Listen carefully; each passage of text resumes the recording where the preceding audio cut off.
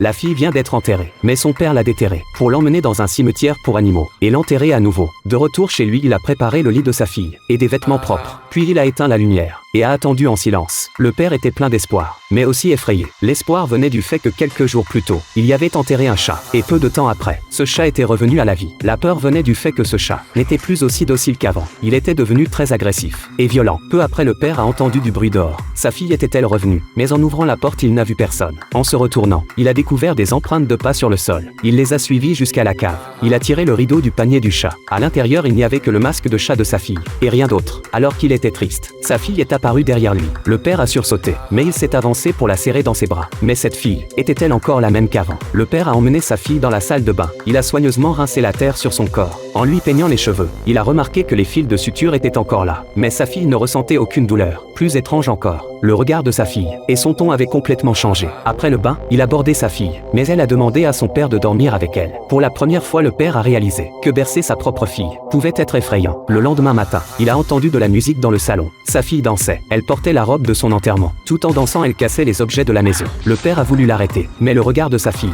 l'a figé de terreur. À ce moment, le voisin qui passait a entendu du bruit à travers la vitre. Il a vu la fille ressusciter. Le voisin a été terrifié. Il est rentré chez lui en courant pour prendre de quoi se défendre. Il vivait dans cette ville depuis 70 ans. Il avait entendu les terribles légendes du cimetière pour animaux, mais en descendant les escaliers, il a été poignardé au talon par la fille. Elle est apparue portant son masque de chat. Elle a dit qu'espionner chez les autres était impoli. Chez lui, le père cherchait sa fille partout. C'est alors que la mère est revenue de chez la grand-mère avec le petit frère. La mère a vite remarqué que le père avait l'air étrange. Elle allait lui demander ce qui se passait, quand sa fille s'est approchée discrètement. Le petit frère innocent a salué sa sœur, mais la mère était déjà terrifiée. La fille a demandé à sa mère: « Tu es contente de me voir ?» Puis elle s'est jetée dans ses bras. Mais elle a senti sa mère trembler de tout son corps. La mère l'a repoussée et a pris son fils pour monter à l'étage. La fille s'est aussitôt mise en colère. Elle pensait que sa mère ne l'aimait plus. Alors elle a fait semblant de partir pour éloigner son père. Puis elle a pris quelque chose et s'est dirigée vers le lit de sa mère. La mère l'a repoussée de toutes ses forces. Elle a pris son fils et s'est réfugiée au grenier. Mais la fille, comme un démon, frappait sans cesse à la porte. La mère, voyant qu'il n'y avait plus d'issue, a brisé la fenêtre et a jeté son fils au père en bas.